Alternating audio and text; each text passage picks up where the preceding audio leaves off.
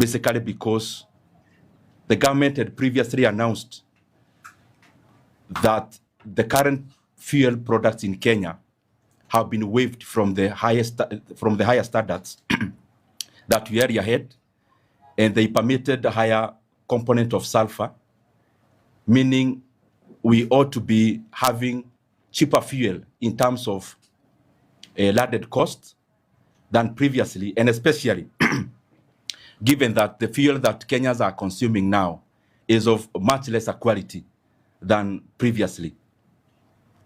It is also important for us to know that the VAT that was reduced by government last month has not been felt by Kenyans because, as we are all aware, VAT is calculated as a percentage of the landed cost. But it is the landed cost that has been increasing. And therefore, when the numerator has been increasing, what Kenyans are paying in terms of VAT has been a moving target. Therefore, that also needs to be revised. The other thing that is very important to note is that we have seen government playing games with the fuel prices, and especially political games, out of a very serious matter that we should be all concerned about. That we see EPRA releasing their Gazette notice, but every time now we have been seeing the government belatedly coming with some shenanigans of trying to reduce some components way after EPRA has given their notice. As we are all aware,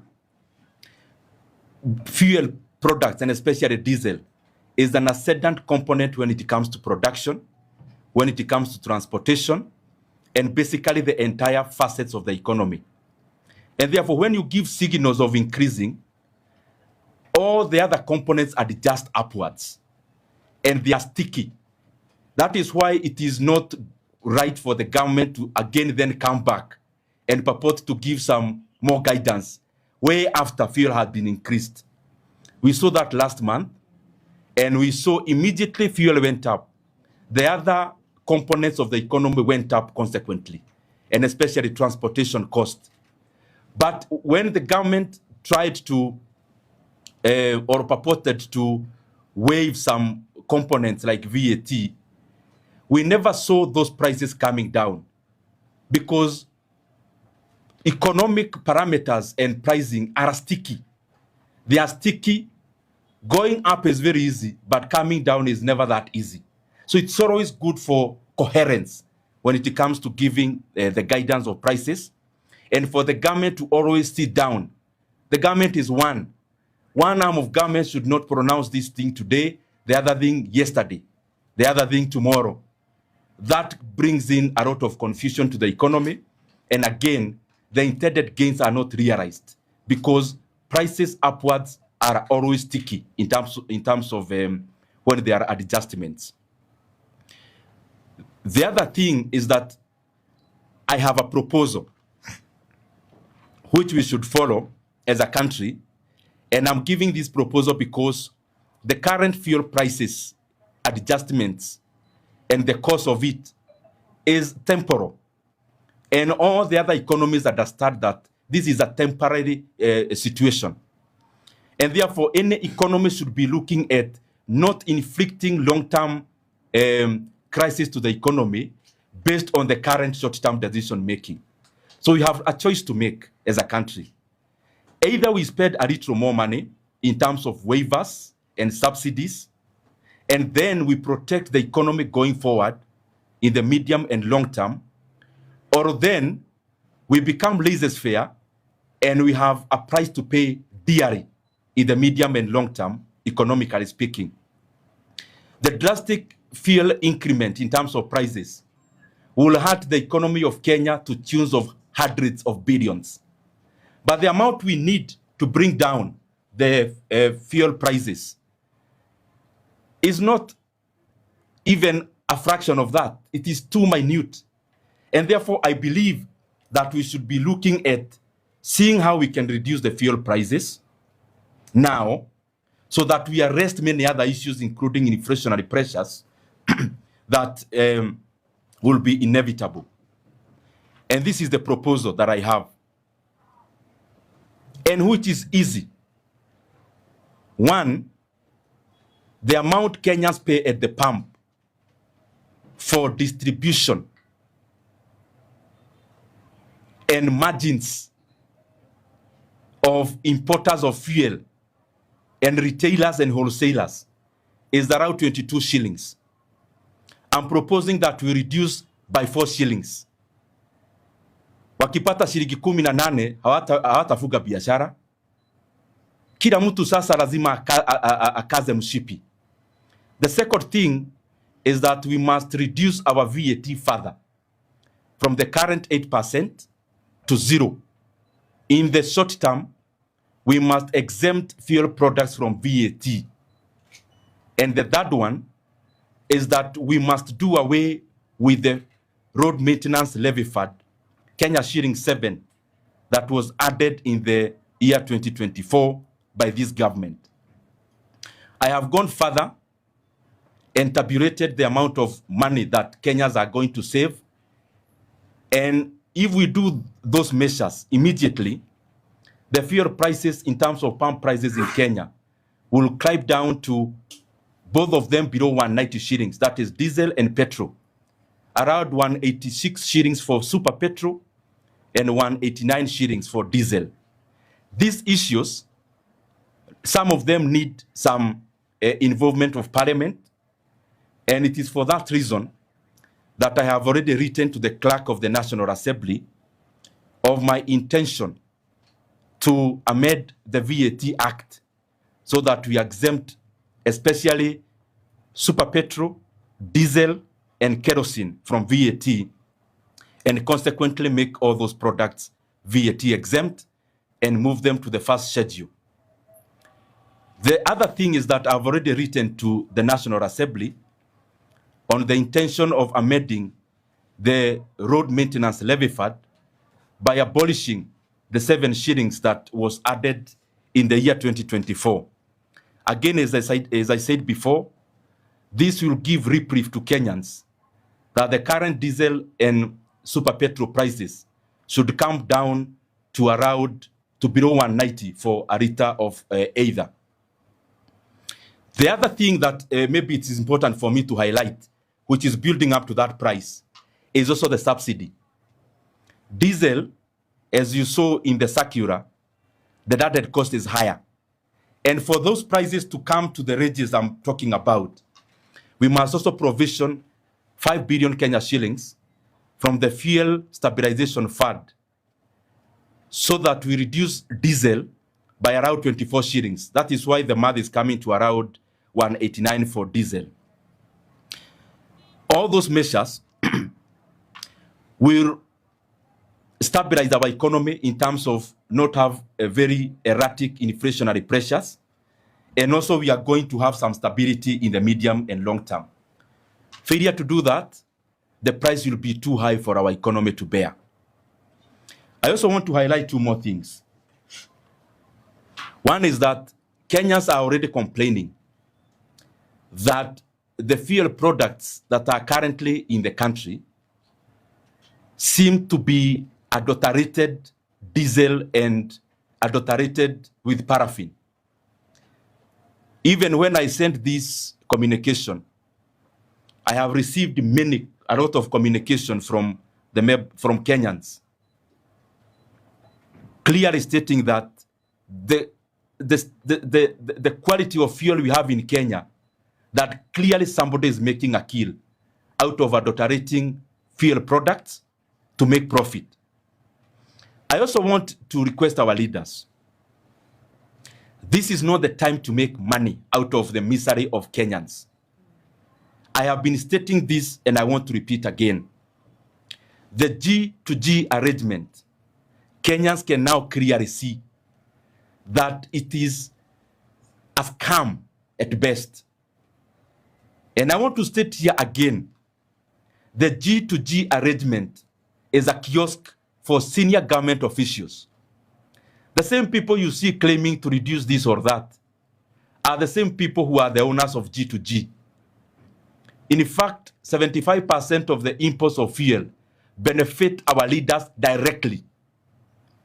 I'm requesting our leaders, now it is time to tame your greed.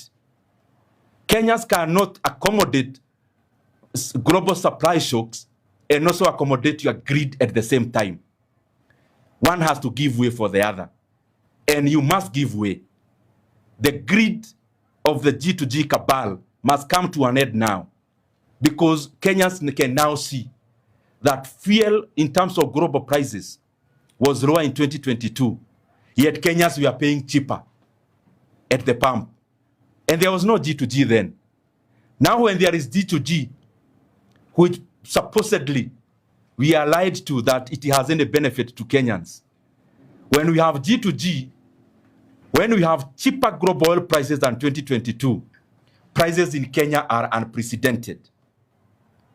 Finally, I want to request my brothers and sisters from the media, do your analysis on the regional oil prices. And you realize that among our regional economies, Kenya is the highest in terms of fuel prices. Uganda, that uses our port, is selling both super petrol and diesel cheaper than Kenya now. Tanzania, they are selling cheaper. Ethiopia, super petrol and diesel is actually below 150 shillings for both. In Ethiopia, Rwanda is also cheaper than us. That landlord countries are now selling fuel products cheaper than us. And then, as usual, we come to face the people of Kenya and blame our road network. Who should actually be charging higher? The economy with a more vast road network, or the ones that need to catch up? I think it is the ones that need to catch up. So these reasons we keep giving to Kenyans every time we evolve a lie to a bigger lie. Unfortunately, figures are not on the side of lies this time round. Kenyans are demanding that the government must do something about fuel prices. That the composition of taxes, levies, and margins, of course, you know, it's the same people in government who are taking off with it. That amount is close to 100 shillings per liter of super petrol and diesel. Because taxes and levies, we are talking about close to 75 shillings, and then the rest around 25 shillings in terms of distribution and margins. That the landed cost, for example, of super petrol is below 120 shillings. So the government cannot come and purport what we have seen some government officials purporting. Oh, global oil prices. We all understand that. You don't need to lecture us about that. We are talking about the close to 100 shillings in taxes and levies and margins. That one the government can do something about. And that is what we are demanding they must. Therefore, they must not frustrate my proposed amendments to the VAT Act and RMLF.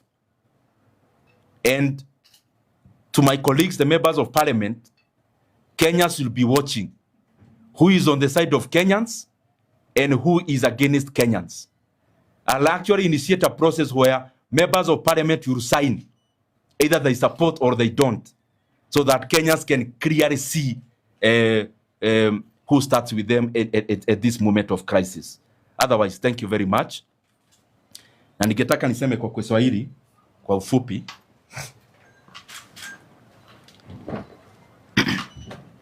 Felix, you wanted this to be closed? No. Okay.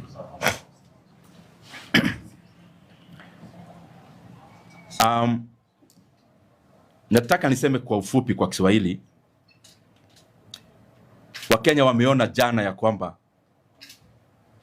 EPRA wametoa mwongozo wa vile bei ya mafuta itakuwa hapa Kenya. Na tukaona bei ya mafuta imeenda juu kupindukia. Ya kwamba sasa petroli ni kama shilingi 214 na tumeona diesel imeenda over 240 shillings. Na tumesikiza watu katika serikali wakisema mambo ya global disruption, na Wakenya wanaelewa hiyo hata kuzidi wao. Lakini ni vizuri Wakenya waelewe ya kwamba katika lita moja kama ya petroli, shilingi kama 100 inaenda katika kodi na faida ya wale watu ambao wanahusika kwa biashara ya mafuta. Na hapo kuna kitu Kenya inaweza fanya na serikali inaweza fanya. Na ndio maana nimeandikia bunge yetu, the National Assembly, nikitaka kubadilisha ama kuamend our VAT Act, ndio tupeleke ushuru wa VAT wa mafuta wa petroli, diesel na kerosene itoke vile iko katika 8%, tuipeleke 0, ile inaitwa VAT exempt. Na pia nimeandikia bunge nikitaka kuteremsha road maintenance levy fund kutoka shilingi 25 ile inatozwa kwa sasa, tuondoe shilingi 7 ndio Wakenya wapate nafuu. Na pia kuna pesa Wakenya huwa wanachagia wakati wowote wana consume mafuta Kenya, na kuna fund inaitwa Fuel Stabilization Fund, na katika hiyo fund iko pesa ya kutosha. Na ndio nataka niulize serikali watoe bilioni nyingine 5 iende katika kusubsidize diesel, na hiyo ita subsidize diesel kama shilingi 24. Tukifanya hayo those 3 things Citizen TV, this is Tonight with Sam Gituku. Hello there, thank you so much for choosing Citizen TV on this 21st day of May 2026. Just in time for tonight. And tonight on Data Point, we're reflecting on the budget estimates of 2026-2027. We'll be looking at some of those figures. Already you may know that the total budget is expected to be 4.8 trillion shillings, which is the total size of expenditure that the National Treasury is proposing. But in that, we're also talking about how much has grown, because some of the sectors have actually grown by several billions of shillings. In the national security sector, we're talking about an allocation of 566 billion shillings. I'll be telling you, we're moving from what to what. And at the same time, if you're to look at the defense allocations, this is a number that has grown for the last 4 years by up to 111 billion shillings. Imagine that. In 2022-23, the allocation for defense was 139 billion shillings, but now it is standing at 250 billion shillings. That's what I'll be explaining later on. But also tonight, Data Point after it, we'll be talking to Ndindi Nyoro, who is the Member of Parliament for Kiharu. He'll be here to talk to us about what we're witnessing in the fuel sector. He has proposed that Parliament should amend the law to reduce the road maintenance levy by 7 shillings, and at the same time to scrap the VAT on fuel. And to have that conversation, we'll be speaking to him to understand what exactly does he want to do with that, and how does it affect the expenditure that is in the current budget, and of course future budgets. And for that, we are paving way for Ndindi Nyoro. That's why we not have the news gang tonight as you focus on that. But first, here are the top stories tonight.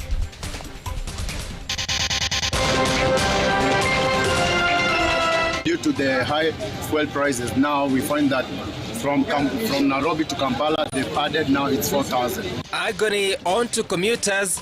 Transport operators hike fares despite government concessions.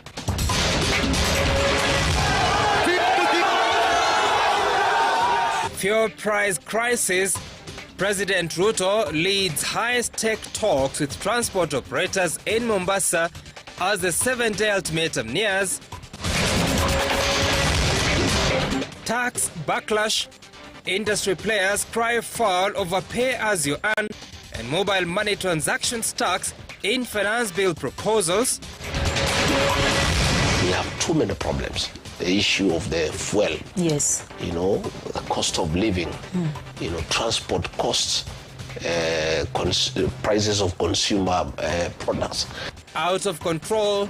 Former Deputy President Gachagua accuses President Ruto of rampant corruption in government.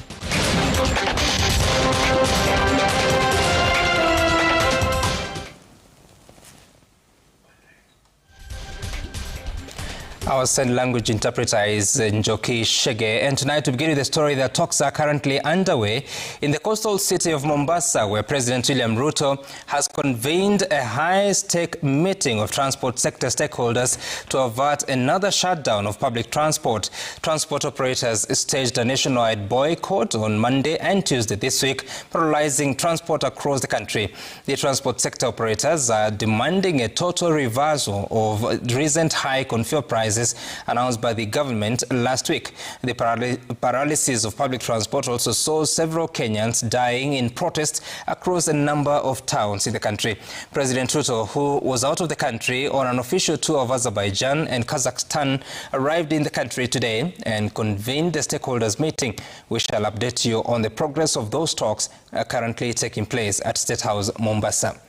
At the same time, commuters across the country are feeling the pinch after transport fares surged, despite assurances from Matatu stakeholders that prices would remain stable during the ongoing negotiations. Spot checks at bus terminal in Nairobi show fares have risen by up to 50% following earlier pronouncements by transport operators. At the same time, Anglican Church of Kenya Archbishop Jackson Ole Sapit has called on the government to address the fuel prices concerns as they are driving up the cost of living, straining households and the economy. Ben Kirui reports.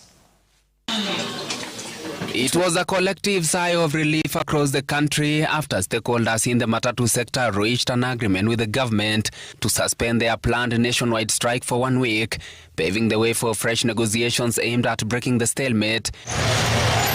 Under the temporary truce, Matatu operators were urged to maintain current fare levels and refrain from transferring any additional cost to commuters, as officials from the transport sector and the Matatu Owners Association continue efforts to resolve the contentious issues at the center of the dispute, but away from the negotiation rooms at the Transport Ministry's Transcom House headquarters, a different reality is playing out on the ground. Spot checks at several bus terminals reveal frustrated passengers still grappling with abrupt fare increases, despite assurances that prices will remain unchanged. We don't see how your strike will yield any fruit because bei imebaki the same. Fare imeongezeka after price hike. Sasa hii yenye tulikuwa tunalipa 100, tunalipa 150 jioni.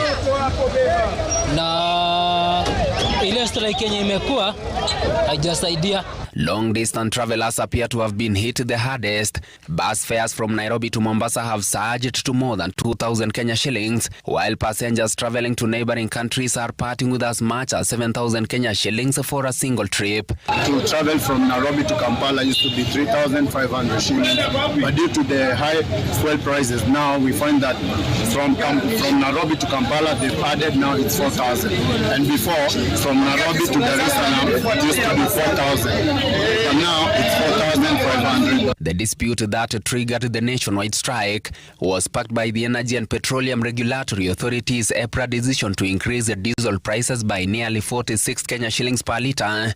In response, players in the Matatu sector pushed for fare hikes of up to 50%, warning of a total shutdown of transport services if their concerns were not addressed. We have not agreed so that we carry this conversation forward.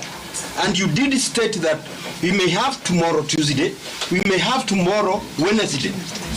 Are we clear, members? Yes. Following hours of high-level negotiations involving Transport Cabinet Secretary Kipchumba Murkomen and Energy Cabinet Secretary Opiyo Wandayi, Matatu operators agreed to suspend the strike for a week to allow dialogue to continue. The strike has been suspended.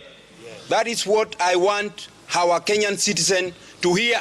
Even so, both sides remain locked in consultations as efforts intensify to find a lasting solution, with Matatu stakeholders now gathered in Mombasa for further talks.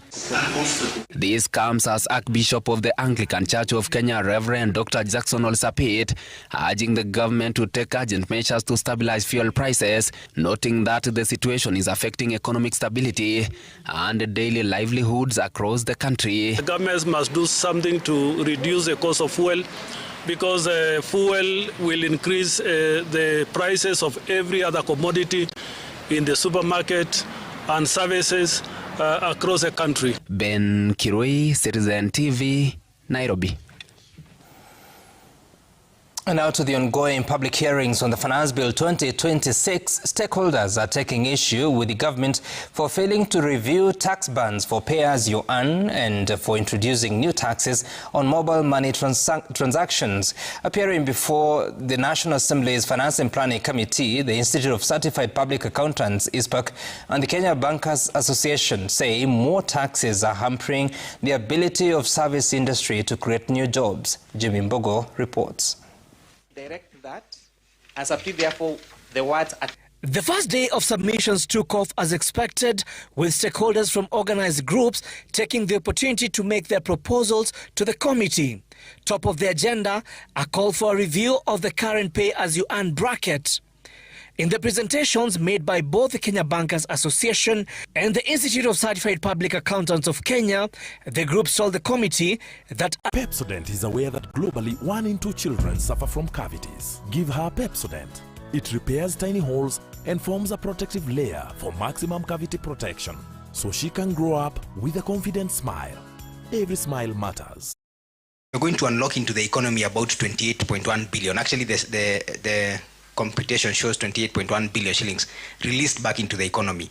Once that is released into the economy, it means that we can create at least 36,000 new jobs. So the assurance is that the 28 billion will be offset within the first year. And what this will be able to result to is the fact that the second and subsequent years, we will be able to generate much higher taxes, more than the 31 billion that will be generated in the first year. You could pay at least. The bankers further arguing that a 5% pay reduction across all bands will help increase production in the country while expanding the GDP to 42 billion shillings. According to KBA, every 1 billion shillings released to the economy generates at least 1,300 new jobs. Any 1 shilling increase, it enables employees to be able to access between 10 to 20 shillings in loans. So picking that number, that 50% of the employees will be able to access loans with the increased disposable income, that comes to 14 billion. The 14 billion will be able to unlock loans within our ecosystem to the sum of 140 billion. But besides the pay issues, the finance bill in clause 31 further proposes to change VAT status from zero rated to exempt for inputs on raw materials locally purchased or imported, an issue that experts warn will see the manufacture of animal feeds become expensive. What are we doing to our food security situation in this country? Are we saying that it is better for people to import the eggs from Uganda, for example, because it's cheaper to manufacture there? Because if I manufacture these animal feeds, I will not be able to claim the input VAT. I will not be able to claim the input VAT on transport because of the supplies that I'm making. So we think that there's a sense in retaining this provision in order to continue subsidizing production. The stakeholders also raised concerns over the proposal to introduce withholding taxes on card services, terming this retrogressive and inefficient. They argue that fees involved is purely transactional and facilitation fees and cannot be considered as royalties. So let's not burden transactions or technology or innovation with taxes because that's really is not good for economy, is not good for financial inclusion. The provisions in the Finance Bill of 2026 seeking to empower the Kenya Revenue Authority to make use of third-party information continues to raise an eyebrow for different stakeholders. The stakeholders warning that this will lead to a lot of litigation that can be avoided. It is because of this that different stakeholders are now calling on the Finance Committee of the National Assembly to intervene and make proper descriptions of what third-party information can be used or delete the entire clause. Jimmy Mbogo, Citizen TV, Nairobi. And related to that, civil society coalition Okoa Uchumi has raised concerns over the Finance Bill 2026, terming it punitive. The group is calling on Kenyans to reject the bill, citing impositions such as the increase on mobile phone transactions taxes.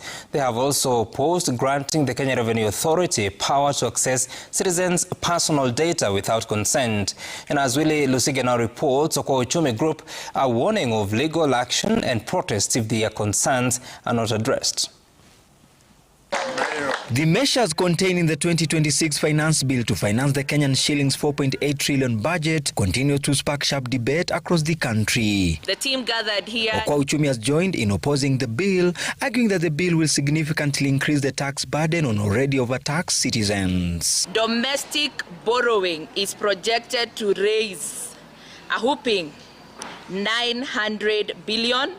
This begs the question, when will we cut our cloth according to our size?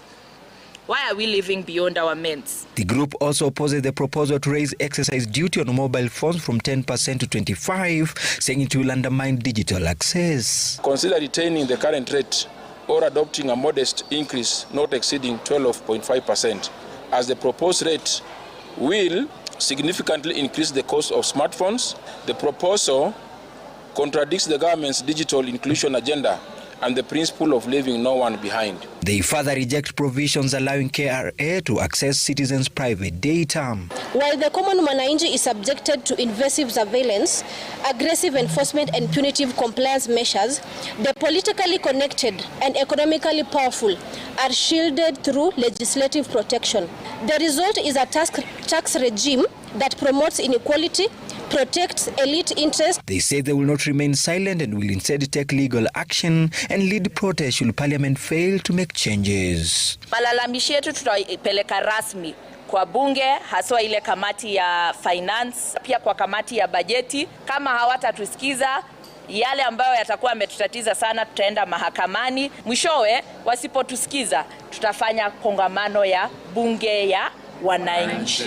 The Federation of Kenya Employers, FKE, has also announced it will file its objection on Monday, saying workers are already overtaxed. The government to see what can be done to alleviate the high level of statutory deductions on employees' payrolls, because that also puts pressure on businesses. In terms of KRA, we also want a situation where there is no increase in the taxation and access to data and issues like that. Willie Lusige, Citizen TV, Nairobi.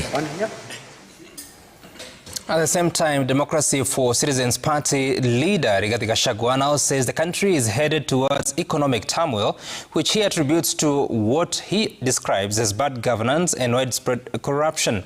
The former deputy president, speaking during an interview in the United Kingdom, accused President William Ruto of amassing wealth at the expense of national development.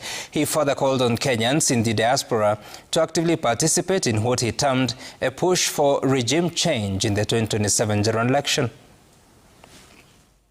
With the DCP leader wrapping up his week-long tour of the United Kingdom, Rigathi Gachagua is now warning that the country's economy is on the brink of collapse, blaming what he describes as deep-rooted corruption. The situation we are in, the president came to look for wealth. In the process, he has destroyed the country. He's very wealthy, of course, undoubtedly. Yes. You know, I remember, and I must tell the people of Kenya, when we were in good books, initially he told me that he wants in 5 years to be richer than the family of Kenyatta and Moi combined. It looked a tall order to me. The former deputy president alleges that there is a renewed and deliberate pattern of wealth accumulation through graft within President William Ruto's administration. William Ruto is richer than the family of Kenyatta and the family of Moi combined after only 4 years in government. But in the process, he's destroyed the country because Kenyans are saying we have too many problems.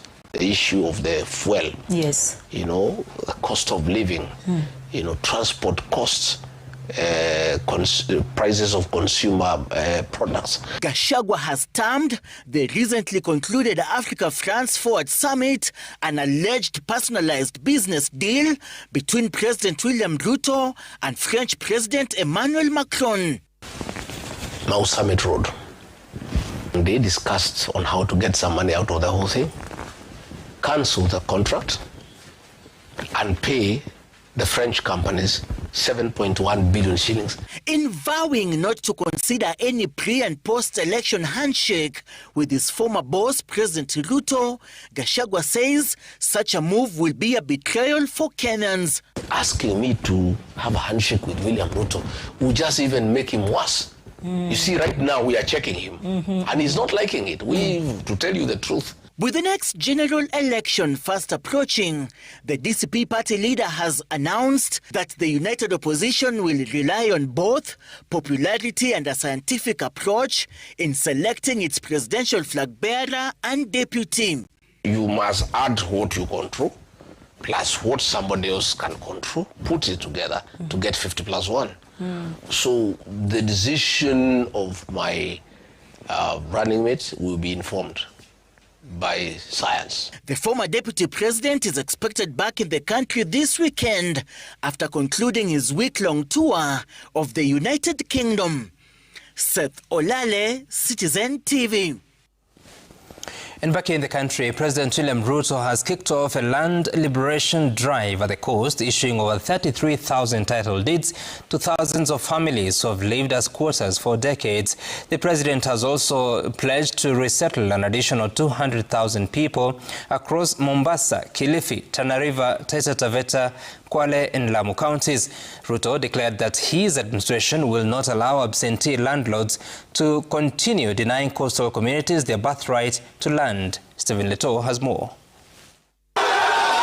The coastal land question has long been a political hot potato. A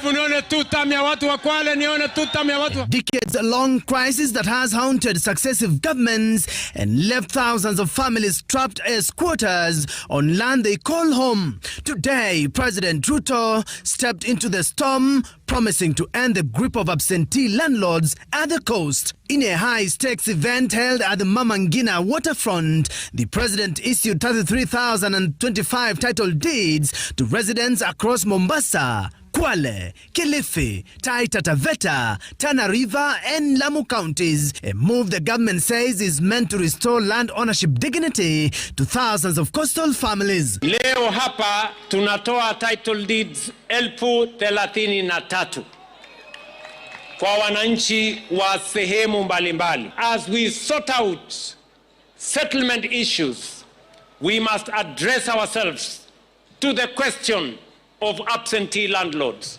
President Ruto says the move is aimed at delivering long overdue justice to thousands of families who have spent generations without legal ownership of land they occupy. The government says it held extensive engagements with absentee landlords before moving to restore the title deeds crisis that has for years fueled tension and uncertainty at the coast. Nishukuru viongozi wa pwani ambao wameshughulikia, wamesaidia rais katika kuongoza mazungumzo na wale absentee landlords ambao walikuwa na title deeds, hati miliki, lakini wananchi walikuwa naishi katika mashamba bila hizo title deeds. Ndani ya siku 90 mimi narudi hapa kutoa hati miliki 1,200 ya hawa wananchi. Sasa kama rais ameweka mpango wa kusettle mambo ya absentee landlord katika jimbo la Pwani, katika jimbo la wapi? Pwani.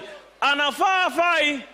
Tumpongeze Mheshimiwa Rais kwa makofi. President Ruto, while touring Kinango in Kwale for a rural electrification project, hit out at opposition leaders over alleged incitement. He said the case for Rachel Wandeto was a serious indictment to the opposition leaders, inciting the public against each other. Mwenye mnawaita Wakenya wengine wasaliti, mpaka mama Rachel Wandeto ameuawa kwa sababu ya chuki yenu, kwa sababu ya ukabila yenu, kwa sababu ya profiling ambayo umefanya Wakenya wengine eti ni wasaliti. Siku moja mutajibu. Ruto also defended the broad-based government arrangement, saying it is aimed at promoting unity and stability at the country. Vile tulikubaliana na Mheshimiwa Raila Odinga, tukasema tunatengeneza serikali ya broad-based, serikali ya kuunganisha Wakenya wote, serikali ya kuondoa ubaguzi. Despite our colors being yellow and orange, we have united to come up with a solution for our people. Usirudi nyuma, usimame hivyo hivyo, na sisi tukishikana na wewe na tuende mdogo mdogo, hatua kwa hatua, kwa mpango. Stephen Leto, Citizen TV. The High Court on Thursday found that it cannot grant stay of execution orders for former Cabinet Secretary Raphael Tuju's Dairy Business Park in Karen, as the property has already been sold. It has, however, granted the orders in respect to Tuju's Entim Sidai Wellness Sanctuary, pending hearing and determination by the Court of Appeal that in a matter that was filed within 60 days. Tuju is required to deposit a sum of 50 million shillings as security within 30 days. An application by former Cabinet Secretary Raphael Tuju to stay a ruling delivered on the 9th of March, effectively clearing the path for the disposal of 2 of his properties in Karen over a contested 2 billion shilling debt owed to the East African Development Bank, has partially succeeded. High Court Judge Moses Otieno granting temporary stay of execution in respect to one of the properties, Entim Sidai Wellness Sanctuary in Karen. The same, however, does not apply to the second of the properties in dispute, Dairy Business Park. Justice Otieno finding that stay orders cannot apply as the property has already been disposed of as security for the bank loan, stating, and I quote, "The evidence before this court, however, demonstrates that one of the properties, Tamarind Karen and Dairy Business Park, was sold at a public auction, transferred to the 10th defendant, and possession taken. In respect of that property, the applicant's equity of redemption was extinguished upon the fall of the hammer." The ruling continuing to read, "The law is clear that once such a sale has taken place, the remedy available to an aggrieved chargee lies in damages pursuant to Section 99 of the Land Act." This position has been affirmed by the authorities such as Simon Njoroge, where the court held that a completed sale cannot be undone through injunctive relief and any loss is compensable. Tuju, however, has leave to appeal the ruling delivered on 9th of March that struck out his amended plaint dated 25th of April 2025. Lady Justice Josephine Wayua Wambua Mungare in that ruling finding that, in summary, the plaintiffs are essentially asking the court to rehear an injunction already denied, reopen a debt already adjudicated internationally and recognized domestically, and relitigate the enforceability of security over properties already subject to multiple court orders. "I find," she stated, "that the bank's position and objection is well founded, that this application is a blatant abuse of court process meant to frustrate its lawful recovery efforts after years of default and litigation. There is no way that the plaintiff's amended plaint dated 25th April 2025 survives, and the same is accordingly struck out." In respect of Tuju's partially successful application of stay pending a challenge in the Court of Appeal, Tuju is required to within 30 days deposit security in the sum of 50 million shillings in an interest-earning joint account in the names of counsel for the parties, failing which the stay order shall automatically lapse. The court holding that the security serves, among other purposes, to ensure the right of appeal is not abused as a mechanism for delay. Olive Burrows, Citizen TV. Staying at the courts, the High Court has issued a landmark ruling stopping the blanket criminalization of consensual sexual encounters between adolescents. This follows a petition that was filed by a group of rights advocates challenging sections of the Sexual Offences Act, which criminalizes all sexual conduct involving persons under 18 years without any distinction between exploitative abuse and mutually consensual, non-coercive peer relationships between adolescents. Safina Chengoma has that story.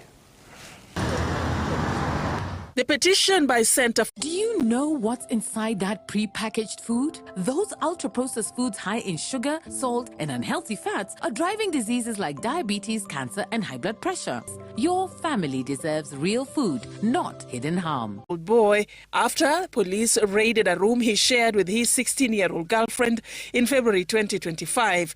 The petition was also premised on another case involving another 17-year-old who faced prosecution due to a pregnancy in a peer relationship before charges were later withdrawn. Historically, Kenya has documented our prisons beaming with many young people who are in prison simply because they engaged in peer relations as either boyfriend, girlfriend, and both of them finding themselves as being below the age of 18, the Sexual Offences Act blanketly proscribes that relationship as a relationship that involves a defilement. The petitioners challenged Section 8, 9, 11 and 43 of the Sexual Offences Act, which according to the petitioners criminalizes all sexual conduct involving persons under 18 years without any distinction between exploitative abuse and mutually consensual,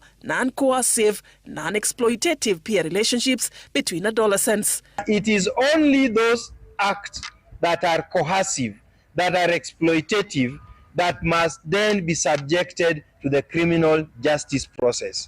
Justice Bahati Mwamuye ruled in favor of the petitioners, declaring that applying criminal sanctions where there is no evidence of exploitation, coercion, abuse or power imbalance between adolescents of close age proximity is inconsistent with other rights of children protected in the Constitution. When you're criminalizing or you're prosecuting an adolescent, there are certain factors that come into play: the disruption of the education, the stigmatization of that child, the expose to the detention, and then the criminal record that comes with it. Senior Counsel Yambo advocates for extra caution in the implementation of the judgment to avoid opening a Pandora's box. The court is not legalizing adolescent sex. It is just requiring the justice system to distinguish between the exploitation and consensual peer conduct. So the challenge is how they are going to implement. Because if we don't have clear guidelines, discretion can easily become an inconsistency in terms of how we protect the children. The judgment also raises fundamental questions over the validity of sexual consent among minors. A child cannot give legal consent to sexual activity. That cannot happen. So when two minors are involved, the justice system, what this judgment says, must carefully balance the child protection, the safeguarding of the child, and context where the child or the children are not subjected to harmful criminal processes. While delivering his judgment, Justice Bahati Mwamuye ordered the Office of the Director of Public Prosecutions to formalize, publish and gazette prosecutorial guidelines on handling of consensual adolescent peer relationship cases. The National Police Service was also directed to review and align its arrest and investigative procedures in sexual offences involving minors with the constitutional principles outlined in the judgment. The court further ordered policy reforms that guarantee adolescents access to sexual and reproductive health information and services. Safina Chingoma, Citizen TV. To matters crime, homicide detectives probing the murder of gospel musician Rachel Wandeto have been granted 10 more days to hold a suspect linked to the murder for longer in order to complete investigations. The suspect, a taxi driver identified as Josiah Njeri, was arrested within Ruai in Nairobi. Police say Njeri was the last person in communication with the deceased. Investigators placed him within the musician's residential area moments before she was attacked by assailants and doused with petrol. Detectives believe the suspect holds crucial information that could lead to a breakthrough even as they hunt for more accomplices. Makadara Law Court's Magistrate James Juma Maya ordered the suspect to be detained at the Kilimani police station. The matter will come up for mention on the 3rd of June. To conduct forensic analysis of the response DNA samples and to retrieve cameras, CCTV cameras, and identify more evidence or witnesses in the case. However, I do find that the 21 days requested by the applicants are too many for such investigations. I order that the respondent be detained for 10 days at Kilimani police station. All right, so now we are taking a short break, but remember we have a conversation with the Member of Parliament for Kiharu Ndindi Nyoro, what he knows about the fuel prices in the country, what he's proposing to do, but at the same time matters of economy. But first, data point, here is what's coming up.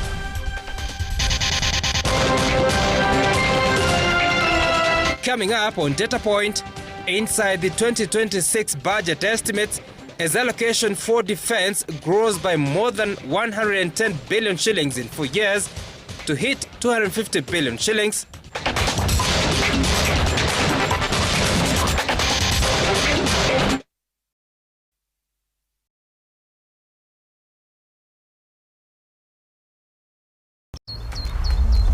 some kids are just a step ahead. The winning difference? A spoonful of Blue Band. The only one with the right levels of omega-3 and 6. Blue Band, a spoonful of difference. Sunlight 2-in-1 for burst after burst of long-lasting freshness.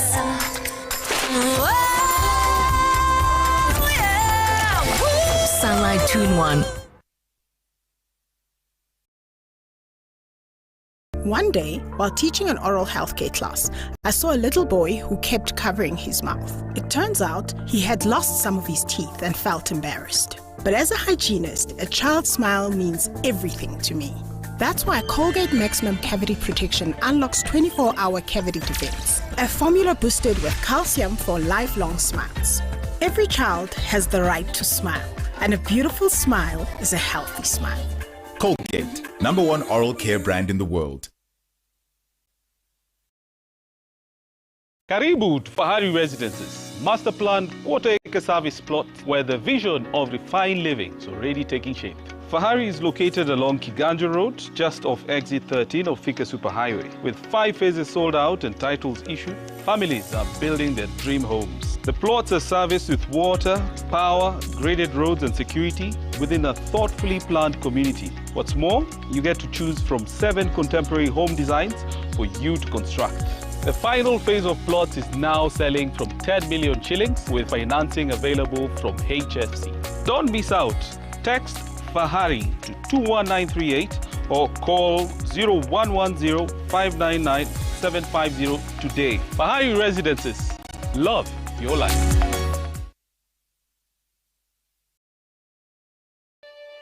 Kote nchini mbele. Kupeleka ushuru chini ya VAT. Pili, levies kupeleka chini levies ya road maintenance levy fund na shilingi 7 ambayo iliongezwa na hii serikali mwaka wa 2024, na kutoa subsidy ama nafuu ya bilioni nyingine 5 ambayo already iko. Tutakuwa tumeteremsha bei ya mafuta na petroli itagharimu wa Kenya na pia diesel below 190 shillings. Tumeona ya kwamba bei ya mafuta Kenya ikilinganishwa na zile nchi jirani, bei ya mafuta Kenya ndio iko juu zaidi. Kenya iko juu ya Uganda, na mnajua petroli yote ama mafuta yote ya Uganda inapitia katika bahari yetu ama poti yetu. Hapa Kenya pia bei ya mafuta iko juu kuliko Tanzania, kuliko Rwanda na kuliko Ethiopia. Na kwa hivyo hii Kiingereza mingi tunapewa na viongozi, mambo ya road network na ingine, hiyo yote tunaelewa. Ile tatujaelewa ni kwamba kwa nini mafuta ilikuwa global prices ilikuwa juu mwaka wa 2022, ilikuwa juu kuliko sasa, na bei ya mafuta sasa iko juu Kenya sasa kuliko 2022. Hiyo ndio Wakenya hawaelewi. Lakini ndio Wakenya waelewe, ni vizuri wajue ya kwamba hii mpango tunaelezwa ya G2G, hiyo ni biashara na ni kiosk ya viongozi hapa Kenya. Nataka niulize viongozi wetu Wakenya, wakati wa Kenya wanalia wakilipa nauri ya juu, inflation I'm sure itaenda juu mwezi wa Mei. Wakenya wakilia ati viongozi wetu wanasherehekea faida. What kind of greed is that? Ya kwamba viongozi wamechaguliwa waongoze Kenya, ndio wenyewe wanaleta mafuta ya G2G hapa Kenya, na hiyo shilingi 6 ya margin ya importer inaenda kwa viongozi wetu wa hapa nchini Kenya. They must be very ashamed of themselves that you are elected to lead, but on the contrary wanaona ni vizuri wafanye biashara na mafuta. Walifaidika wakati mafuta ilikuwa bei ya chini, na sasa pia wanataka waendelee kufaidika Wakenya wakati Wakenya wanalia wakinunua mafuta. Let us put our greed down, dear leaders. Kama lazima utengeneze. All right, welcome back. You're just in time for data point, and shortly we'll be speaking to the Member of Parliament for Kiharu Ndindi Nyoro, who is already here in studio. But first, let's take a look at the numbers. We are talking about the budget estimates for 2026-2027. Already we have a figure of 4.8 trillion shillings as the total expenditure, but when you look at the revenue side, the government is hoping to collect up to 2.9 trillion shillings of ordinary revenue. There are appropriations in aid, which are fee for service that government departments offer from time to time at different levels. That will bring about 644 billion shillings. For grants, the government is hoping to get up to 43.6 billion shillings. And of course, the balance is the deficit of 1.1 trillion shillings, which the plan is to borrow it largely from the domestic market up to about 995 billion shillings and the balance of 116 billion shillings from the external market. Let's take a look at the budget estimates and how they've been growing over time. So the blue line will see there is whether it's the original budget or the first budget or the budget estimates, and the red line is eventually what is the revised budget or the final budget based on the various supplementary budgets that come through Parliament. So you'll see that in 2022-2023, the financial year when President William Ruto came to the office, this is a budget that was passed in June 2022. It was 3.3 trillion shillings at the passage point in June, but by the time the year concluded, it had risen by more than 300 billion shillings to settle at 3.67 trillion shillings. The year that followed, the initial budget was 3.67 trillion shillings, but by the end of the year, it grew by more than 700 billion shillings to settle at 4.43 trillion shillings. Come to 2024-2025, the budget that was passed in June 2024 was 3.9 trillion shillings. Remember, this is the year the Gen Z uprising against the finance bill of that year. The budget was initially 3.9, but ended up at 4.37 trillion shillings, despite the promise to cut budgets. Then come 2025-2026, the current financial year. At the point of passage in June last year, it was about 4.3 trillion shillings, but as we speak, based on supplementary budget one, it is at 4.69 trillion shillings and likely to go higher or to change based on the changes that are being witnessed in the country in this last quarter. Now, at the moment, the budget estimates for the financial year 26-27 is 4.8 trillion shillings. Based on previous history of the final budget going higher than that, there's a possibility it may go up to a figure we do not know yet until that happens. But let's take a look at what's more in regards to the expenditure based on national security allocations. In the current financial year, this is 25-2026, the total allocation to national security is 465 billion shillings. But the estimates, according to the National Treasury, so far for the coming financial year, it is 566 billion shillings, which is a difference of 101 billion shillings. I'll be explaining a bit of that difference because at the Department, or at the Ministry of Defense rather, the current year, we have 200 billion shillings allocated. But this is being proposed to rise by another 50 billion shillings to settle at 250 billion shillings. Why? We'll look for answers. The National Police Service, the allocation for the current financial year was 123.8 billion shillings at the point of estimates. But as we speak, the estimates for the coming year, which starts in July, is 144 billion shillings. You see that's a difference of 20 billion shillings plus. For prisons, they have been allocated 34.9 billion shillings for the current financial year. But the proposal for the year starting July is 42.7 billion shillings, another increment of 7.8 billion shillings. And then the Internal Security Department, 35.8 billion shillings for the current year, but it's proposed to rise by 10 billion shillings, almost 10 billion shillings, to settle at 45 billion shillings for the financial year beginning July. Let's take a look at more details when it comes to specifics in the Ministry of Defense. And I want you to pay attention to this because in 2022-2023, when President William Ruto came to the office, the budget for defense was 139 billion shillings. This has grown over time, and the estimates for the coming year is 250 billion shillings. That's a difference of more than 110 billion shillings. Why? Because if you look at the trajectory, it has been rising consistently. 139 in 2022, 153 billion shillings in 2023, rising to 179, 202 for the year that we are in, and of course headed to 250 billion shillings. That may change based on supplementary budgets that may come over time. Let's take a look at the allocation for the National Intelligence Service.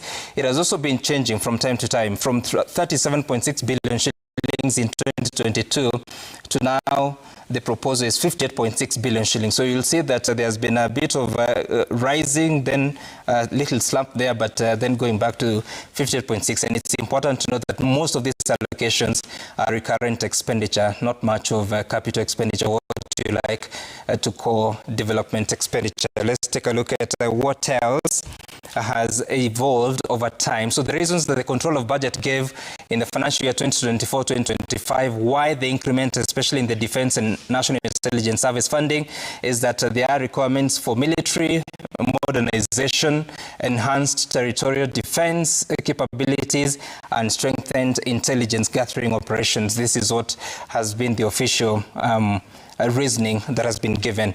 Now, the other one that we want to look at is what else is growing over time. So the current financial year, the education sector has been allocated 702 billion shillings, but in the budget estimates, the figure we've been able to see is 668 billion shillings for 2026-2027. The Teacher Service Commission, an allocation from 387 billion shillings, going up by 20 billion shillings to settle at 407.8 billion. For free day secondary, almost at the same level because it is 54.8 billion.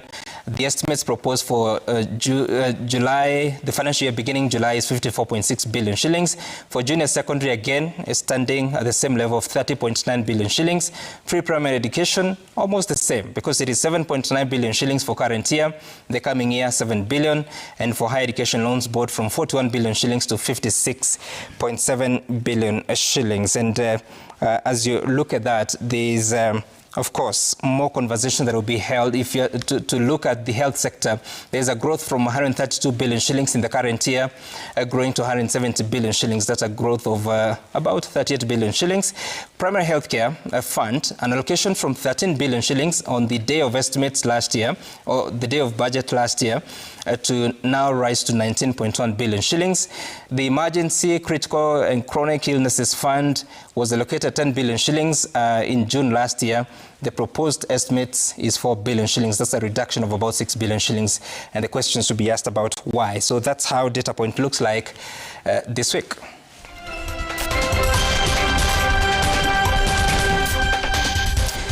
Right, and as we get to digest that, let me begin with you, Mheshimiwa Ndindi Nyoro. Good evening, and thank you for joining us. Work today is broken. We're all working in too many disconnected apps, and it's killing team productivity. But for the first time, there's a platform that fixes it by combining everything you need. Projects, chat, and knowledge in one place. It's all powered by the world's most complete work AI, so you can find answers from anywhere and get work done faster. Introducing ClickUp, the everything app for work. There has been rise in security sector. Yeah. You allow me to be specific. Yeah. Based on the knowledge I have and the experience. Right. We have security organs that are very respected in Kenya. Respected to a level where talking about them on TV may not be such a polite thing in terms of the kind of respect Kenyans have on these institutions. Mm. But as you know, politicians, and especially when recklessness checks in, they may be tempted to actually use the most respected organs to do things that are not respectable. And I say so because I remember in the year 2024, when I was still the chairman of budget, mm-hmm. and the head of state gave a press conference after the protests, yeah. and he committed that in Kenya we will no longer have something called confidential fund. Confidential fund, as you know, it's handicapped in terms of the kind of audit you can do on them. Maybe that's an area we need to look at. We need to zoom in, and especially in those two budgets, because as you have highlighted there, right. we have one department cobbling up over 100 billion Kenya shillings in terms of rice. Mm-hmm. And what you need to look at, number one, is what kind of machinery has been bought. Number two, you look at, has there been massive recruitment? Because those are the only areas that may gobble up so much budget.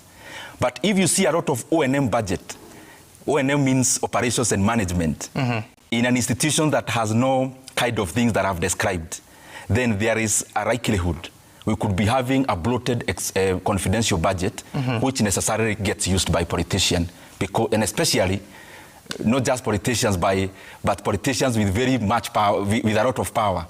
So that if Kenyans, for example, complain that the State House is having so much budget, then you become creative on how you can still spend money within State House, but it is domiciled elsewhere. What are you saying? What I've said. I'm asking you this question because you were there 2020 to 2023. You may not have been the chair of the budget, but you became soon after the Kenya Kwanza administration came to office. But in 2023, 24, 25, you were there as the chairperson of the budget committee. Precisely. And there's increment in those years of about 20 billion shillings every other year. So why did you increase it? You have highlighted very well in terms of the increment and the years. You need to look at where you have what you'd call an organic increment and where there is a rapid increment. To the best of my knowledge that time, there was some recruitment in some of the security agencies. That is the reason why we had to account for that. There was also a program back then which I think was a collaboration between our government, if I remember well, it was Turkey or some other country. There was also some allocation in that regard. But I'm also telling you that I cannot rule out the fact that security organs are usually the best way to put in political money. And at the same time, perhaps you may know, because for the last, I think about 2 years or so, you've seen the Minister of Defense getting involved in construction of different infrastructure, call them stadia, whether it's in Kitui, whether it is Wajir, the venue for Madaraka Day celebrations this year. There has been interventions, I think in Vihiga, there's an instruction from the President to build a stadium for 900 million shillings. Where is this domiciled, these budgets? It's usually domiciled in the original ministry. The role that is usually played back then, the role that is played by DOD is basically the role of supervision and technical support. But in terms of the financials, they are most of the times domiciled in the original ministries. And then, because now you've spoken about the Ministry of Defense and now to National Police Service rising to about 144 billion shillings proposed, the justification over time? I've told you, if you look at the graph which you highlighted there, you'll see that the biggest increment is for the last 1 year, especially if you exempt the one for intelligence gathering, which in 2024 had quite a high budget. I want to repeat again, and I am not saying that because I was and I am not. I am saying so because it's a reality that we need to live with as Kenyans. That we have respected security organs in the country. And they are respected because they have been known to be straitjacket in the way they operate. I just want to say this broadly. It is not good that us as politicians, and especially the most powerful, that we can probably, maybe, put in so much confidential funds in these very respected security organs, which then we end up spending this money on political front, other than in the real security of Kenyans. So I'm saying that to you, Sam, knowing you are intelligent, you can do your homework without necessarily pinpointing specifics. Does Parliament get to know this? Whether it's at the plenary or departmental committees or the Budget and Appropriations Committee, do they know that? To know what? That whatever you're allocating is money that could possibly be used for other reasons. Some of these, and I don't want to go to specific ones because I don't want to be sensational. Some of these organizations, they operate on something called one-line budget. One-line budget means we allocate money, and when you allocate this money, then it is upon the agency to know how to spend it. They ask for money, internally they know the specifics, but the argument is usually that you cannot then come and describe how you need to spend this money in terms of programs. Because the argument is usually that the other party whom you are defending yourself from could get hold of this information and use it against you. However, my personal view, having served there, is that we give ourselves up to possible manipulation when it comes to that. And we have seen, because I compare, for example, Kenya and other developed countries, including the US, you can question anything about any security organ, even in the US in terms of spending. And you'll get this data. So possibly so that we avoid any situation where the security organs may be misused, we need to be a bit more open. And I'm saying that because I have seen the reports of the Auditor General in the recent past. Also having a lot of vehement complaints on the same, that they don't have a lot of view in terms of specifics. Right. So that is the dilemma. Okay. And of course, this is important because you're talking about if the allocation is to succeed, the proposal of 566 billion shillings, if I take 566 billion shillings subjected against a total of about 4.8, that is what percentage? Almost 20% of the entire expenditure plan. That is worrying. Yeah. At best. Yes. So then, if you're to look at the growth in expenditure again, because there's a graph there that we show in 2022-2023 we were spending up to 3.3 trillion shillings in national budget. Of course, it was revised later to 3.7 trillion. But now the proposed estimates are 4.8 trillion shillings. Yeah. That's an increment of more than 1.5 trillion shillings. The justification? I am happy we have departed from the other conversation. Why? You don't want to give more details? It's not my cup of tea to discuss security issues. Okay. I would rather leave them out of TV. So going to the broader issues now. There are many reasons that there has been a growth path. One is that across the world and across history, the share of government expenditure in terms of GDP keeps on growing. Because, of course, the demands for the people keeps on growing. That's a general reason. The other one is that the budget of Kenya is not the one you have highlighted. The budget of Kenya is not the one that will be read in June. The budget of Kenya is also not the Appropriations Act that will be signed. The budget of Kenya is the money that gets released by the Exchequer. There is a huge difference between what we read and what we actualize. So never get worried about what you are reading in this particular period of time. Right. Always get more concerned about what you read at the closure of the financial year. What is more worrying, if you look at that trend, is that as we increase the expenditure, there has been a commensurate increase in deficit. And especially if you look now, we are talking about trillions of money. Right. So zoom in further and you realize that even as we enhance the broader expenditure, the development expenditure gets decimated. So you have a graph that is rising of the broader budget, but you have a graph that is declining of the development expenditure. So those are some of the things that we must face. First, in terms of, are we cutting our clothes according to our size? Is it sustainable? But more importantly, what we read, do we end up actually doing it? You know, you said something very interesting, and you're right, because even the budgets that you're talking about here, they've, like the ones for the previous financial years, they were amended on several occasions through supplementary budget. But you're also introducing the element of whatever the Exchequer releases are. Does Parliament get an opportunity to read the reports of the control of budget? And is there any intervention Parliament has proposed? I may not speak for Parliament, I can speak for myself. Yes, I do, and sometimes, unfortunately, the reports of all the reports usually come after the train has left the station, and therefore you can only, most of the time, read them to inform the next season, the next budget cycle. However, there are two offices that I used to respect a lot, and I still respect them, back then when I was chair and now, which is the Office of the Auditor General. I mean, if you check even on the Hansard, I used to commend the kind of work they do. And of course, the Controller of Budget. Because at least them, they do figures, not based on any political persuasion or inclination. And I actually find them very objective. I also want you, in all the data that you actually reference, always also look out for the Parliamentary Budget Office. It's actually one of also the most competent organizations that I know. Right. But holistically, they voice the same things I have said.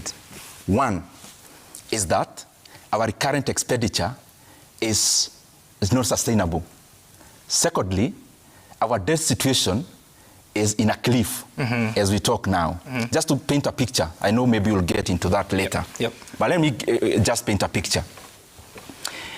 If you look at these corrections that you have highlighted, the government is anticipating to collect 2.9 trillion in the next financial year. But they were expecting to collect 2.6 trillion the current financial year. By the 10th month, we were at 1.97 trillion. No. I thought by 9 months they reported 2 trillion shillings. 2 trillion is 1.97. Okay. Go ahead. So if you then input the other 2 months, we'll be lucky to get a 2.4 trillion or 2.5, mostly 2.4 trillion. We'll definitely have a shortfall of over 150 billion Kenya shillings. That's not even the point. The point is that if you look at the amount of money we'll be servicing debt at, you realize you're talking about 1.25 trillion Kenya shillings. I actually thought we had tried that time that we'd learn the hard lesson that you cannot continue digging a hole which you are in. That's what precisely we are doing. All right. That now, if you reference, for example, the month of February, 72% of collections went into the debt repayment, interest rate alone. But this is the point, Sam, that I want us to also have as I paint this picture. That in the year 2022, our debt was 8.7 trillion. Now we are talking about 13 trillion Kenya shillings, approximately. Kenya is borrowing 4 billion Kenya shillings every day on net basis. Net basis meaning I have discounted what is called refinancing. I have removed the money you borrow to pay the previous loan. The way you can have a loan at a bank and another one Shylock and another one at a SACCO. You can borrow the SACCO one to pay the Shylock one. That one I have not even included. I'm talking about net debt. That we have now borrowed over 4 trillion Kenya shillings in under 4 years. We must do something about that. Otherwise, we are actually facing and staring at a cliff. We'll talk about more in regards to that. Of course, so much more, including the conversations, what he knows about fuel, and of course the other things that he's proposing to make fuel cheaper. But that is later on. But first, Siaya Governor James Orango now says his life is in danger following what he termed as the arbitrary withdrawal of his security detail by the government Wednesday evening. Orango, who spoke to Citizen TV, said the Inspector General of Police should be held liable should anything happen to him. Orango says 9 of his security officers in Nairobi and Siaya counties were recalled without explanation. Goons have been attacking, political leaders. My friend and colleague Ososi was attacked in broad daylight. I went to a funeral service in Seme, and again, I was attacked by goons. So, without a doubt, I'm worried about it. But I'm not intimidated, because if I worry about it, then I cannot do the political work that I'm supposed to do. Mboya was killed in broad daylight in the streets of Nairobi because his security detail was not with him. JM was abducted right in the middle of this town because he had no security with him. And days later, he was found dead somewhere in Ngong. If something like that happens to me, or if I'm attacked by goons like Ososi was attacked, I'll hold the IG responsible.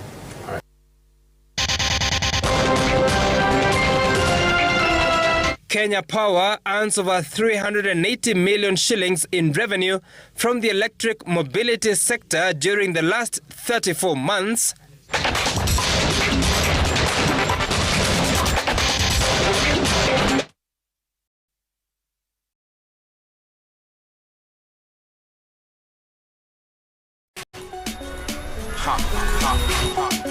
Sikia, ni juicy.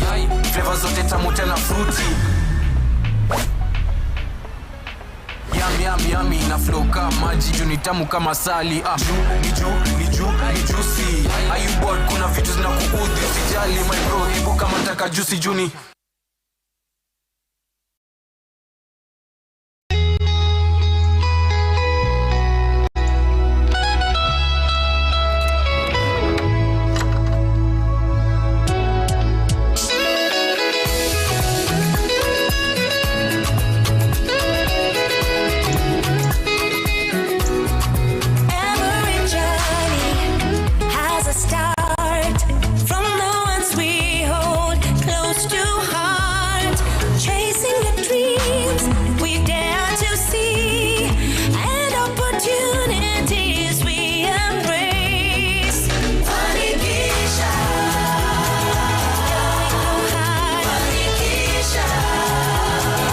What are the ingredients for a good life?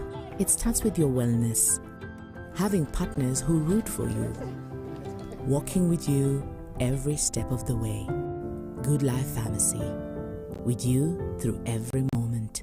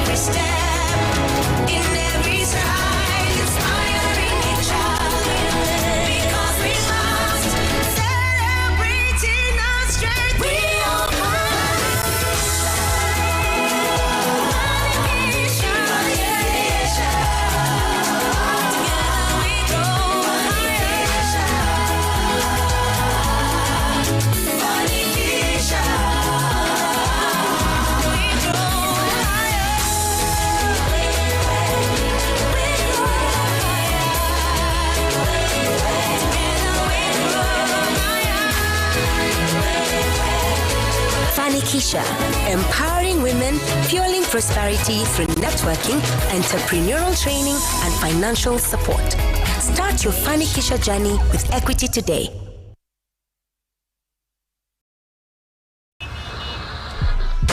Kazi gani tena hii? Hebu kwanza tuhakikishe insurance yako ni halali. Wewe unachukua tu karatasi unabandika Unajua hii sasa ni police case wewe. Shuka. Ashiki simu. The customer you're trying to reach is not available. Don't find yourself in such situations. Verify your insurance sticker before you drive. Dial *352# or download Bima Yangu app to verify. Usibahatishe. Thibitisha pap. Deals kibao kila wiki na Carrefour. Enjoy Guru Special Basmati Rice 5 kg at 1,099 shillings. Club Soda Assorted 2 liters at 124 shillings. Ranton's Washer 10 kg at 25,795 shillings. And Ranton's Fridge 196 liters at 41,995 shillings. Deals kibao kila wiki na Carrefour. The tiles are even wider, so you use less pieces. Which saved us money. Steal the show with versatile, Oriental and elegant tile steel roofing tiles. Backed by a genuine warranty only from Mabati Rolling Mills. Visit our dealership or call us today at 0788 202020.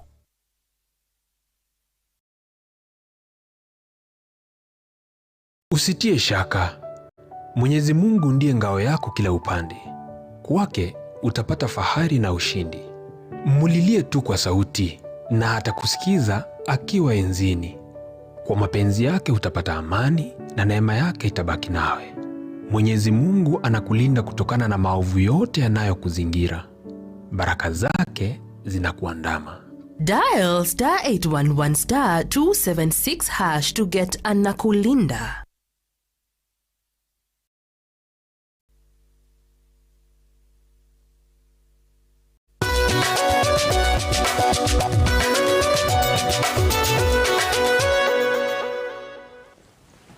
Now, leaders from across Africa have gathered in Nairobi for the Africa Soft Power Summit with calls for the continent to convert its growing influence into real economic ownership and investment opportunities. The four-day summit has brought together players in business, finance, technology, media and the creative industry to discuss Africa's economic future. This year's discussions are focusing on market access, investment, innovation and how African-led enterprises can gain greater ownership and control within the global economy. Organizers say the summit aims to position Africa's cultural and creative influence as a driver of long-term economic growth.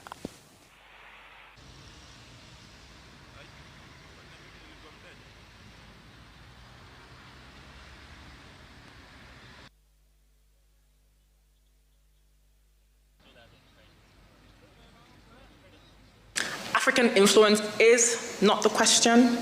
The question is whether that influence will translate into enduring economic power. How do we build systems that allow African value to compound for Africans over time? The outdated narrative of a continent defined by dependency, crisis, or vulnerability is steadily giving way to a far more accurate reality. The Africa Soft Power Summit has therefore become an important space for shaping how Africa tells its story, builds influence, and creates opportunities through culture, creativity, innovation, and also partnerships. The electric mobility industry is expanding rapidly, with more than 35,000 electric vehicles now estimated to be on the country's roads. But as adoption grows, pressure is mounting on the country's electricity infrastructure to provide stable and affordable power needed to support the transition. Jasmine Omboy has more.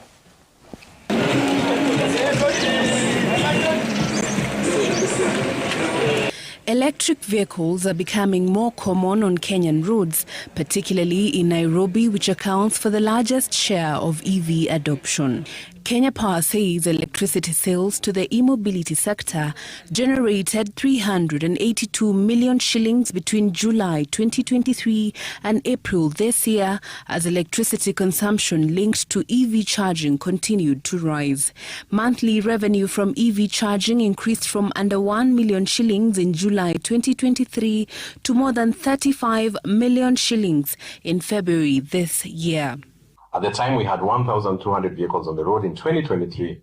Now we have more than 35 registered vehicles on the road in 2020, end of 2025, 35,000. Most of the growth has come from motorcycles and three-wheelers, but demand is increasingly shifting towards larger commercial vehicles that consume more electricity.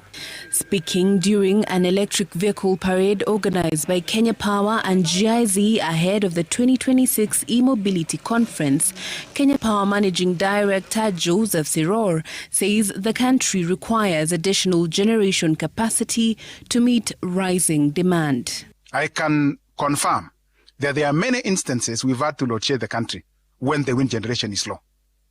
And the reason being, when it is not there, then when you sum up all the other generations, it cannot supply the demand at peak. The government plans to develop a 1.2 gigawatt gas-fired power plant in Mombasa to help stabilize electricity supply. Kenya is also expected to increase electricity imports from Ethiopia beyond the current 200 megawatts from January next year. Kenya Power says more investment will also be needed in transmission infrastructure to support rising electricity demand. Now, Kenya Power maintains that the country has enough electricity to support the growth of electric mobility. And this is at a time when the government has been trying to gradually cut the use of fossil fuels. Jasmine Wamboi, Citizen TV, Nairobi. Kenyan technology firms are increasingly targeting new markets beyond Africa.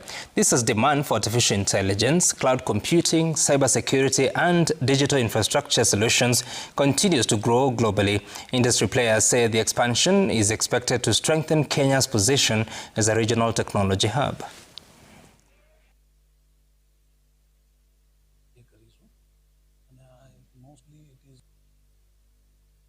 The ethical use of AI, which government is putting in the policy, is a very good thing. We all think that AI would probably replace some jobs and stuff, but in technology field, we don't believe that.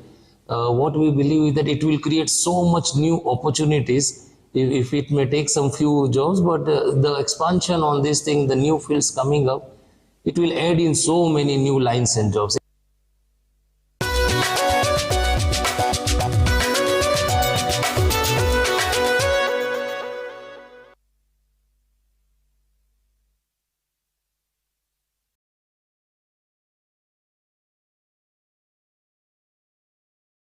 The tiles are even wider, so you use less pieces. Which saved us money. Steal the show with versatile, Oriental and Elegantile steel roofing tiles. Backed by a genuine warranty only from Mabati Rolling Mills. Visit a dealership or call us today at 0788 202020. Tumedrop the hottest snack game na Cadbury Lunch Bar. Imetengenezwa na layers of peanuts, crisped rice, wafer na caramel, coated na Cadbury chocolate. Nunua any two Cadbury Lunch Bar chocolate na unaweza kushinda prizes worth 1.2 million Kenya shillings, from gaming consoles to smartphones na hampers. WhatsApp hi kwa 0706 152 430 to enter. Cadbury Lunch Bar fuels you to do much, much more. T's and C's apply. Deals kibao kila wiki na Carrefour. Enjoy Guru Special Basmati Rice 5 kg at 1,099 shillings. Club Soda Assorted 2 liters at 124 shillings. Rantons Washer 10 kg at 25,795 shillings. And Rantons Fridge 196 liters at 41,995 shillings. Deals kibao kila wiki na Carrefour.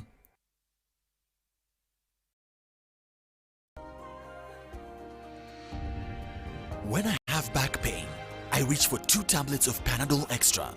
With unique Optizop technology, Panadol Extra provides 3 times more pain-relieving power than standard paracetamol for fast relief from strong pain like headache, toothache, and muscle pain, and can get to work in 10 minutes so that I am ready to be there for those who need me.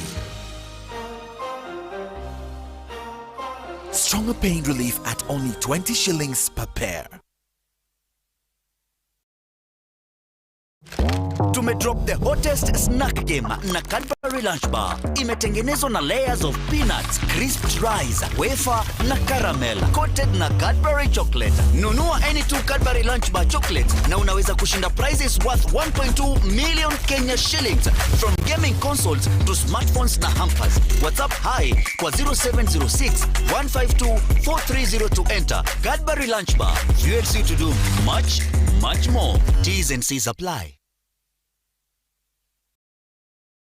Do you have an approved building in Nairobi, or a plot or land which you subdivided or changed the use of your property without county approval? Don't panic. The Nairobi City County Government is offering a legal pathway to secure your investment through the Regularization of Unauthorized Developments Act. Appoint a licensed physical planner, surveyor, architect, and structural engineer to prepare and submit your documents for approval. A 6-month penalty amnesty is now running. Note, buildings on public land, road reserves, or riparian land do not qualify. Visit any Nairobi City County Customer Service Center today.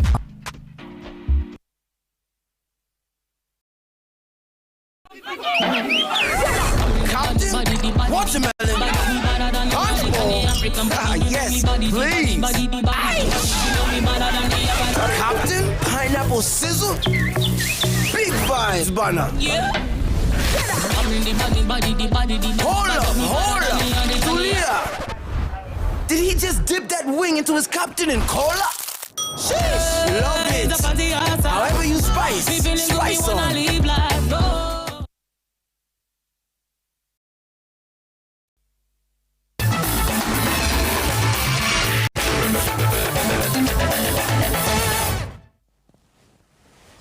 Now, the national under-17 women team, the Junior Starlets, have completed their preparations for the second round of the World Cup qualifiers against Uganda in Kampala on Friday afternoon. The Starlets are confidence is sky high after a 7-1 aggregate win over Namibia in the first round. Uganda are also in a good space after hammering Zimbabwe 6-1 in the previous round. Kenya has the advantage of playing the first leg away from home before finishing at home a week later. The aggregate winner has an uphill task as Cameroon awaits in the third and final round of the qualifiers. Junior Starlets are looking for a second appearance at the World Cup after their maiden appearance 2 years ago. Africa has been allocated 4 slots at the Under-17 Women World Cup to be played in Morocco later this year.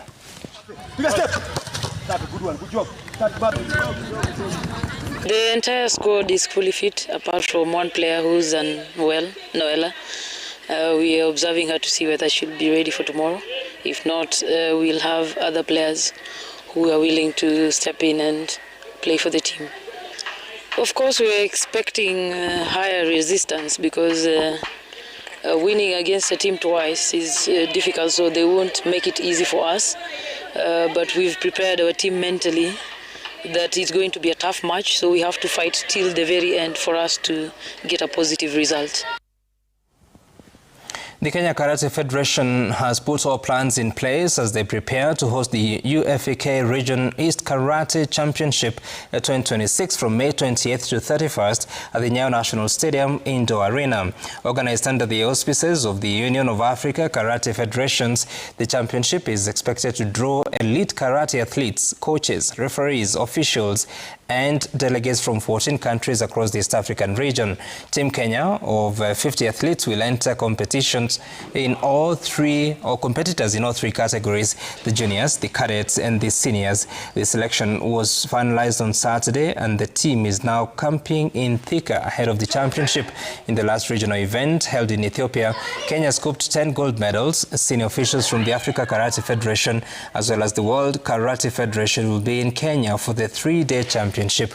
Those who do well in Nairobi will be included in the Kenya team for the Africa Karate Championship to be held in Algeria in September. We've expanded the sport. We also have para-athletes, but it will be a demo. Karate is for everyone. There are so many benefits that you can get from karate. Apart from sport, it can be recreation. It can be for fitness. Now, the Nairobi City Marathon 2026 edition will be much bigger than previous years after attracting a massive 17,000 runners, a 6% increase in attendance from the 2025 edition. Most of the runners registered for the 10-kilometer run. The marathon has attracted participants from 75 countries. Day by day, we see the number of athletes increasing and the participants. And even when they announced that they have closed, a lot of people are calling us, how can we go in? Can we just run with our vests? We don't need the bibs, we don't need the t-shirts. But then again, the safety and the quality of the marathon has to be maintained. Our theme captures it perfectly. Feel the pulse of Nairobi. Because that is exactly what this marathon is all about. It's the heartbeat of our city. Nairobi is vibrant, dynamic, ambitious, and unstoppable. And so is our marathon. Today we are equally proud that Kenya is also building some of the finest marathon events on the African continent. The Nairobi City Marathon has rapidly grown into a signature event of our capital city and for the nation. The increasing participation numbers and international interest demonstrates the confidence